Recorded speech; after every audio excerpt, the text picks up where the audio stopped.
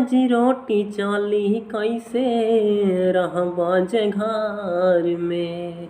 राजा जी कमाए जैती कवनो शहर में। बात मानिए पिया चली जाइम करे कलकत्ता नौकरिया।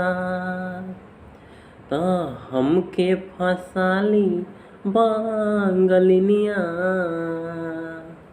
त हमके फसाली बंगलिनिया हो।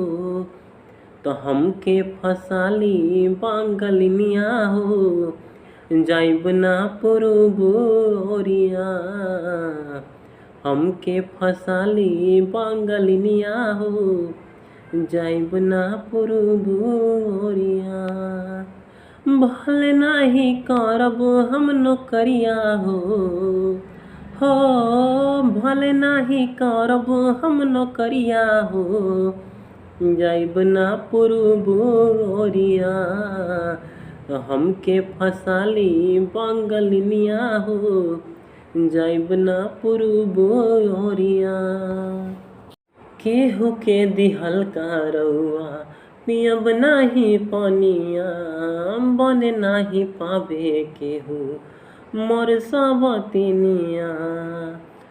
सोचिए के बात बड़ी मनवाई डरे।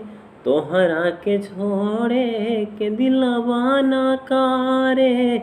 दिलवा न करे। याद के हमारे के रहिहा। रखिहा न कवनो चोकरिया। त हमके फसाली बंगलिनिया। त हमके फसाली बंगलिनिया हो। त हमके फसाली बंगलिनिया हो। जाइब ना पूरब ओरिया। हमके फसाली बंगलिनिया हो।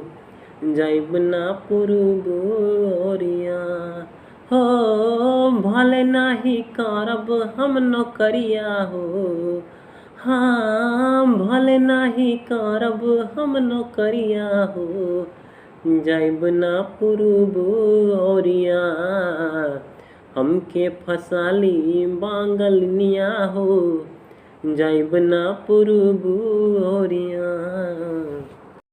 बाटे मजबूरी पिया भेजले बहरवा। सटिहा न बाकी केहू के पजरवा। पैसा के केतनो करब हम कमाई। लेकिन तोहार याद बहुते सताई। बहुते सताई।